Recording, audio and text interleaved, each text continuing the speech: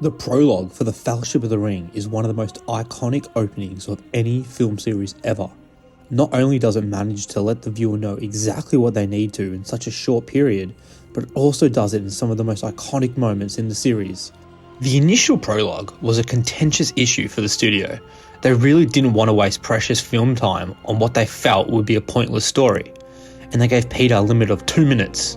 Luckily, after Peter showed them the 7-minute version, the studio knew it was too good to trim down. In a somewhat ironic fashion, for the Two Towers, the reverse was true. Due to the success of the Fellowship's prologue, the studio was desperate for them to somewhat replicate it for the Two Towers. But this time, it was Peter and his team that pushed for not including it.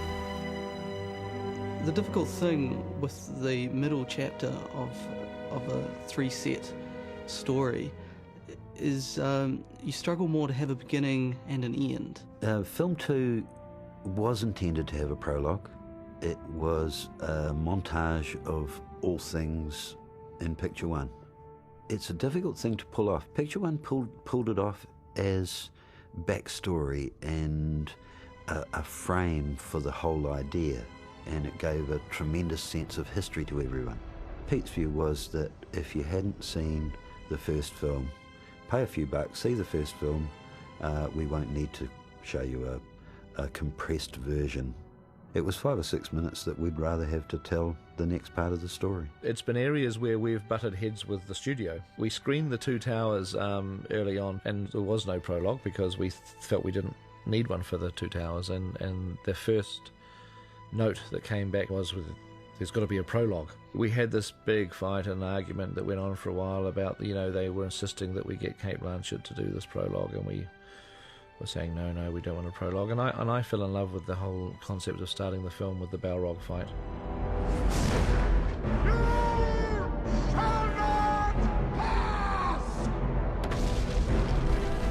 Like a James Bond movie where you got this really cool action moment and it ends and Frodo kind of wakes up from this dream. Yeah, no! I just feel like cheering every moment, just like I do at the end of every James Bond intro. I actually thought, to be quite honest, that it performed one of the functions that a prologue would do, and that it reorientated you back into the world of Middle-earth.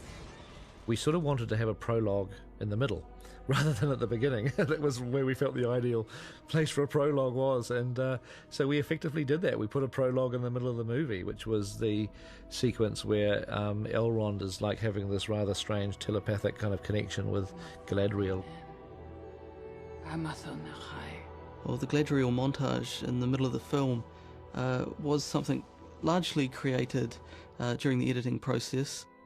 At one stage, Elrond was actually going to visit Lothlorien and talk directly to Galadriel. If we do not trust the strength of men, then we trust to the victory of Sauron. But once it was decided that Arwen would not go to Lothlorien and Helm's Deep, that scene had to be reworked. The time of the elves is over. Do we leave Middle-earth to its fate? I think the editing of Film 2 was more difficult in many ways for Peter and us all on Film 2 because of the multiple storylines. On Film 1, there was a certain limit to the variety that the scenes could be rearranged in. It was generally the same characters in every scene, and there was a linear progression that had to be followed. With Film 2, we had 3, 4, even 5 storylines sometimes.